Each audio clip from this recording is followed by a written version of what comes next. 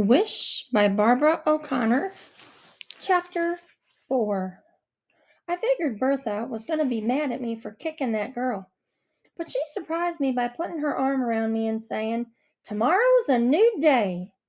Then she gave me a little squeeze and added, "Personally, I love those boots." She didn't say one word about my inappropriate behavior. Mama would have hollered at me and reminded me for the umpteenth time that I was a troublemaker like Scrappy. After supper that day, we had blueberry pie for dessert, and I got to make my wish. If you cut off the pointed end of a slice of pie and save it for last, you can make a wish when you eat it. I had learned that from my cousin Melvin, who swore it worked for him when his brother ran off and got married and left him with the bedroom all to himself.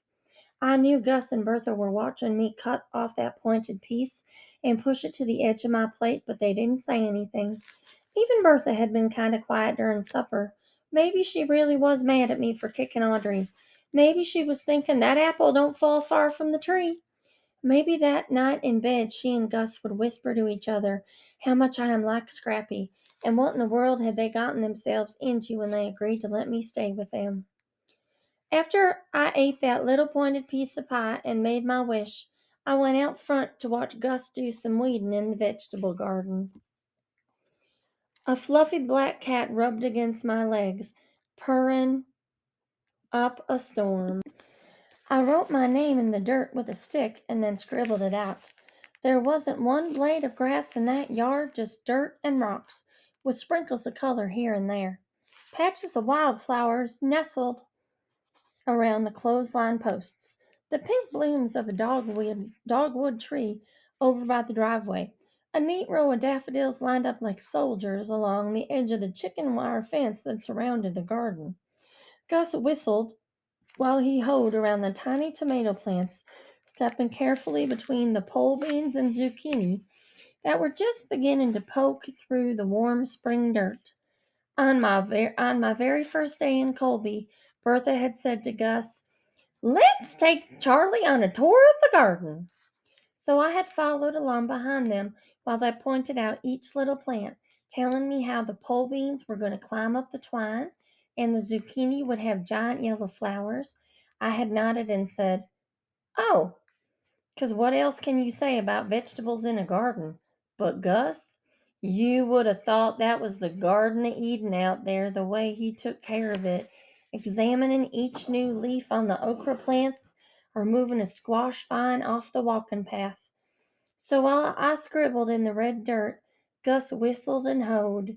Every now and then he tugged on the bill of his cap or swatted at mosquitoes.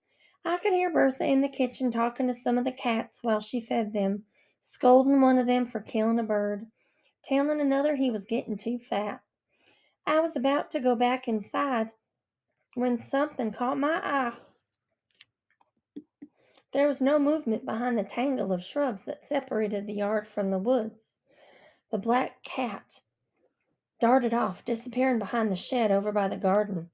I stood real still and squinted into the darkness of the woods. All of a sudden, a dog poked its head out from behind the bushes. A skinny brown and black dog with long floppy ears. The same dog I'd seen fighting that afternoon. He looked at me and cocked his head. I took one slow tiptoeing step toward him. He ducked his head back a little, watching me. I took another step, and quick as lightning he ran off into the woods. "Dang it," I said. "You say something?" Gus called from the garden. "There was a dog over there." I pointed to the bushes. "Brown and black, floppy ears?" "Yeah," I said. "Did you see him?" "No, but I seen him plenty of times before." "Who does he belong to?" Gus propped the hoe against the fence and sat in a lawn chair in the yard. "Just an old wild stray," he said. "Been hanging round here for months. Bertha keeps putting table scraps out for him. He don't mind her meatloaf, but he don't want nothing else to do with her." I looked toward the woods. "I bet I can catch him," I said. Gus took off his baseball cap and scratched his head. "That old mud is mighty skittish." "If I can catch him, can I keep him?" "I think that dog would rather be a stray," he said. But I knew better. I knew what it felt like to be a stray, not having a home where somebody wanted you, and he was a fighter like me. That dog and I had a lot in common. I was suddenly overwhelmed with love for that skinny dog. I made a solemn vow and promised myself right then and there that dog was going to be mine. Chapter 5. I thought I was glad when the weekend came, 'cause I didn't have to go to school, but then Bertha told me we were going to church on Sunday. I hadn't been to church since I was little. Scrappy never wanted any part of it, calling those people do-gooders and Bible thumpers. But Mama took me and Jackie for a while. I didn't remember much about it except Jackie whining and complaining on the way there, until Mama slapped her legs and told her to hush up. But then Mama got too nervous to drive and wouldn't take off her bathrobe or even comb her hair, so we stopped going. When I walked into Bertha's room on Sunday morning, she looked me up and down and said, "Oh, dear." She wiped her hands on her apron. "Do you have a dress?" I looked down at my jeans that were too short and my t-shirt that used to be Jackie's and shook my head. Bertha flapped her hand at me. "Well, that's okay. We'll go shopping this week." Then Gus came in the kitchen and I didn't even recognize him. He had on a coat and tie. Instead of his usual muddy boots, he wore lace-up black shoes, buffed and shiny. He could have passed for one of those fancy rich bankers over in Raleigh, except for the garden dirt under his fingernails and his hair squashed flat from his baseball cap. He sat at the kitchen table and Bertha kissed his cheek. "Well, look at you," she said, making him blush and swat her hand off his shoulder. He kept pulling at his collar and wiping sweat off the back of his neck. After breakfast, we headed down the mountain to the Rocky Creek Baptist Church. When I got inside, I knew right away why Bertha had said, "Oh, dear," when she saw me that morning. The other girls in church wore dresses. I couldn't look anybody in the eye, knowing my face was beet red and my jeans were all wrong. I sat on the hard wooden pew, sandwiched between Gus and Bertha.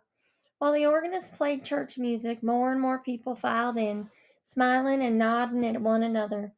Then Bertha poked me and whispered, "There's the Odoms."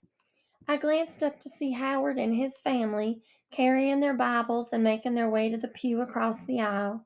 5 boys with slicked down hair poking each other and clomping too loud in their Sunday shoes. Their mama chatted with folks asking about their sick grandmas and making on over their babies while their red-headed daddy mopped his face with a handkerchief.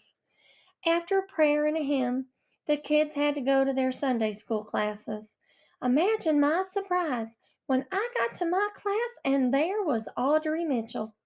She looked at me all wide-eyed like I was a Martian right off a spaceship. I sat as far away from her as I could, and then Howard came in with his up-down walk and sat next to me. Our Sunday school teacher was a gray-haired, wrinkly-faced woman named Mrs. Mackey.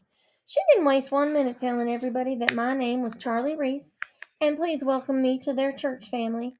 Then she taught us a song called "Good Old Noah."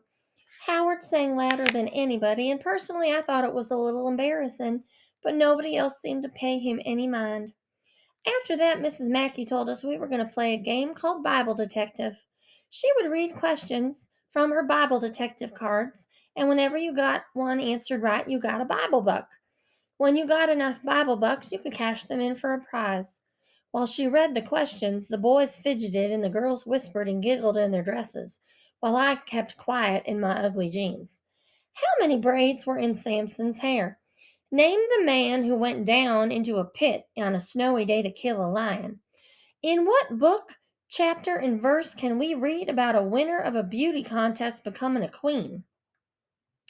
Howard's hand shot up every time, but I knew for sure I was never going to win any Bible bucks. After Sunday school, all the grown-ups and kids gathered in the fellowship hall.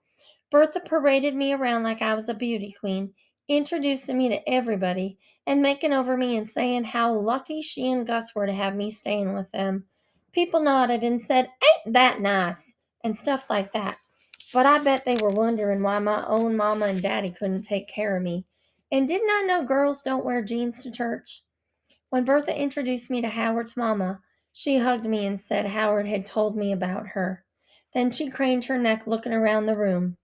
Mr. Odom must be outside, and I'll never catch those wild boys of mine long enough to introduce you. Some of the Odom boys chased each other around the room, their ties loose and their shirt tails flapping. They grabbed brownies off the paper plates while Howard showed everybody his Bible bucks. But you can come on by the house any time, okay? Mrs. Odom said. Bertha grinned at me. Now, wouldn't that be nice, Charlie? I nodded and said, yes, ma'am, because I knew that's what I was supposed to say. When we finally climbed into the car and headed back up the mountain toward home, I scanned the woods and yards along the way, hoping I'd see that stray dog again, but I didn't. What I did see, though, was a truck full of hay. Jackie's friend Casey told me if you count to 13 when you see a truck full of hay, you can make a wish. So, of course, that's exactly what I did. Things at school seemed to get worse every day. My homework papers came back all marked up by Mrs. Willoughby in red pencil, with notes like, see me and try again. Sometimes I didn't even do my homework. It seemed like a waste of time since I wasn't going to be there much longer. Once in a while, Bertha asked me if I had homework, and I was pretty good at just shrugging and changing the subject. Besides, I was getting used to getting marked up papers like that, because back in Raleigh, I wasn't exactly student of the year. Jackie was the only one who ever fussed at me for not going to school or not doing any homework, but I reminded her that she was not my mother, so she should leave me alone. When my teacher called the house to tell Mama how bad I'd done on a math test or ask why I hadn't turned in my book report, Mama would holler and carry on for about 5 minutes, and then she'd throw up her skinny arms and heave a big sigh before she said, what's the use?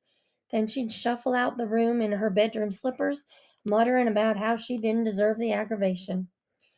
At least in Raleigh, I had friends at school, but here, when I sat at the table in the cafeteria, girls made faces like they smelled something bad, and slid their trays away from me. Most days I pretended I had a stomach ache and spent the afternoon in the nurse's office, drawing more stars and hearts on my arm with a marker.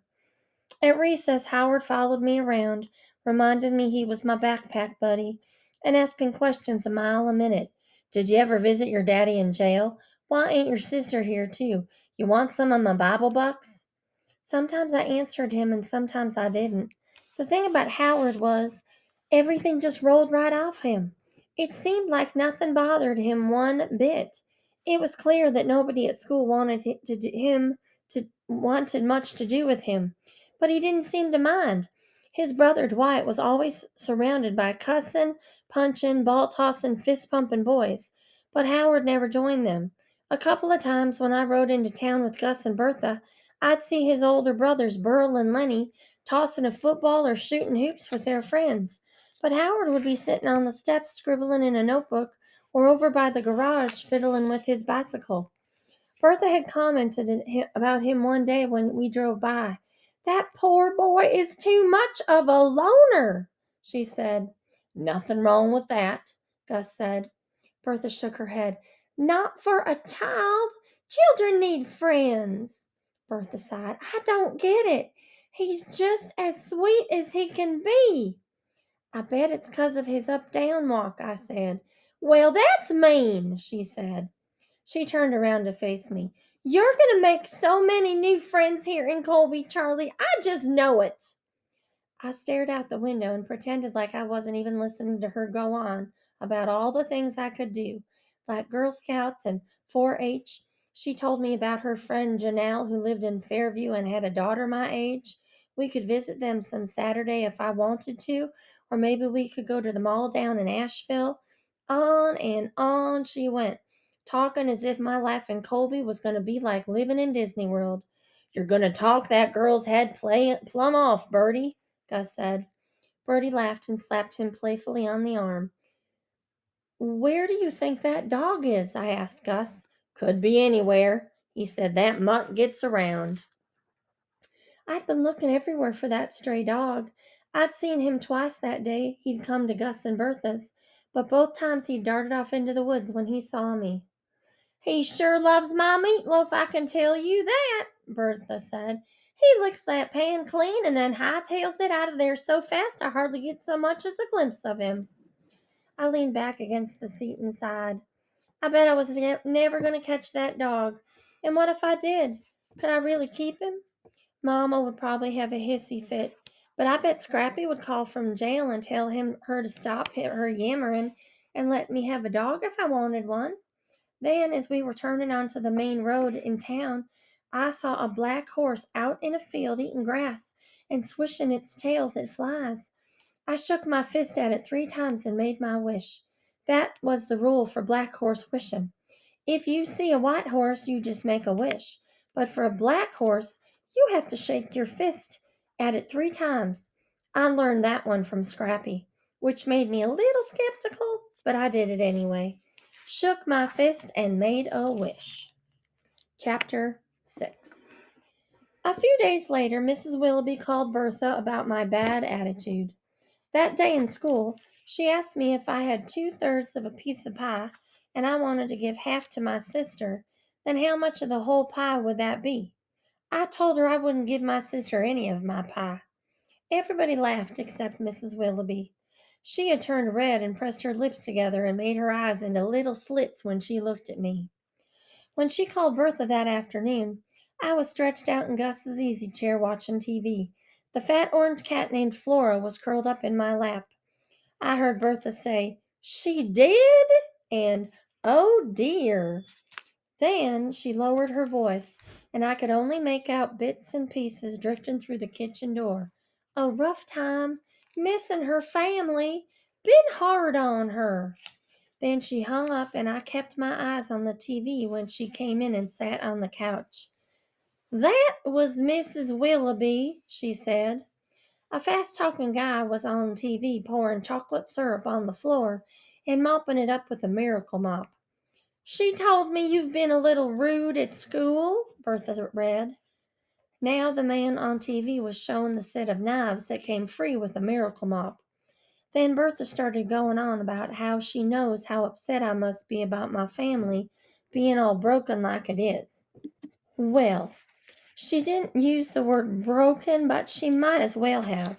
She said she knew how it must be scary to see Mama like she was, how I must be worried sick about Scrappy, how I must miss Jackie so much. I kept my eyes on the mopping man, and in my head I said, "Pineapple, pineapple, pineapple." But Howard's stupid idea wasn't working, because the next thing I knew I was hollering at Bertha. Mean words about minding her own business and who cared about a broken up sorry excuse for a family. Not me, that's for sure. The words kept spewing and got louder and faster. How I hated Colby and all these hillbilly kids in this nasty old house hanging off the side of a mountain, and those cannon jars in my room, and especially those Cinderella pillowcases. Then I stalked outside, letting the screen door slam behind me and trying not to think about Bertha sitting there on the couch looking like she'd been stabbed in the heart. A couple of cats leaped out of my way as I stormed across the yard and up the driveway toward the road. I kicked at dirt and yanked on leaves and hurled gravel into the woods. When I got to the road, I didn't even care that the asphalt was burning hot under my bare feet. The mad was swirling inside me, making my ears ring and my stomach churn. But then the next thing I knew, I was sitting on the dirt on the side of the road, crying so hard I could hardly breathe. What was wrong with me? Why had I said those mean things to Bertha? Why was I acting so hateful in school? And then, while I was sitting there wallowing in my pity, someone said, "What's the matter, Charlie?" I looked up to see Howard standing by his bicycle in front of me. I put my head on my knees and mumbled, "Nothing."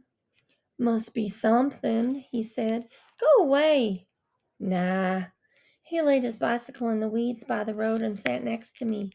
"You have to tell me what's the matter." This boy beats all.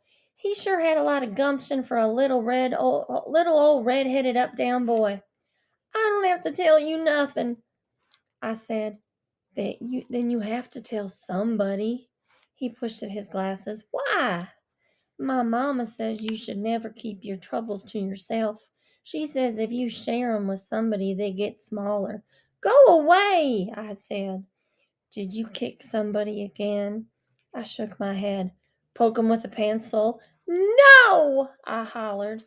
Mama made this needlepoint sign that says, if all our troubles were hung on a line, you'd choose yours and I'd choose mine. I lifted my head and stared at him. What's that supposed to mean? I asked him. It means everybody's got troubles, and some of them are worse than yours. He yanked at a blade of grass and tossed it into the road or something like that, he added. Ha! That was a good one. I couldn't think of anybody with worse troubles than mine. Then I looked at Howard, with his eyebrows knitted together and a look of pure worry on his face, and before I knew it, I was spilling my troubles out to him. I told him how I wished Scrappy wasn't in jail, how he and I used to play poker and watch Wheel of Fortune and eat macaroni and cheese for breakfast. I told him how scared I was when I saw my mama crying into her pillow in her dark bedroom, not even caring one little bit whether I had clean clothes or even went to school. I told him how Mama and Scrappy would holler at each other the livelong day while me and Jackie sat on her bed with the radio turned up loud so we didn't have to hear them. I told him about all those times I watched from the bedroom window when Scrappy drove off with his tires screeching and gravel flying while Mama yelled, Good riddance to bad rubbish from the front porch. I told him how much I missed Jackie, who knew all the words to nearly every song on the radio and would French braid my hair and share her nail polish with me. And then I told him those mean things I'd said to Bertha. When I was done, the silence settled over us, still and soft like a veil. The sun had gotten lower in the sky, sitting on top of the mountains in the distance, and the air had grown cooler. For a minute, I thought maybe Howard was embarrassed by all the stuff I'd told him and didn't want to say. I was starting to wish I'd never shared my troubles with him like that. But then he looked right at me and said, Want my advice? Um, sure, I guess, I said. You can't do nothing about Scrappy and them back in Raleigh, he said. The only thing you can fix is what you done to Bertha. I guess he was right. I couldn't fix my mess of a family, but I could try to make things right with Bertha. I stood up and brushed the dirt off the back of my shorts, and then I couldn't hardly believe my eyes.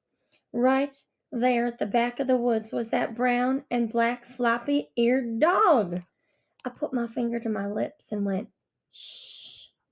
The dog was watching me, and his head was cocked to the side. Don't move, I whispered to Howard. I took one slow step toward the dog, and guess what? He wagged his tail. Two little tiny wags. That dog liked me. Hey, fella, I said, taking another step. Then wouldn't you know it, a car came roaring up the road and whizzed past us, and that dog darted off into the woods. I stamped my foot. Dang it! I'd almost forgotten. Howard was there when he said, I've seen that dog before. He's mine, I said. Really? Well, he's gonna be mine. I bet he's full of ticks, he said, and he might have the mange. Stray dogs have the mange. So what? I said. His name is Wishbone. The minute I said that, it felt right. Wishbone. That was the perfect name for the dog. I'm going to catch him, I said. Then I'll bathe him and get the ticks off him and teach him tricks and let him sleep in bed with me. I'll help you catch him, Howard said, picking his bike up out of the weeds. You will? Sure. Suddenly Howard seemed different. He didn't seem so much like a nosy up-down boy nagging me half to death about my backpack buddy. He seemed more like somebody being nice to me, somebody I had shared my troubles with. I watched him get on his bike and pedal off toward his house. Then I called, Bye, Wishbone, into the woods before I hurried up the road to make things right with Bertha.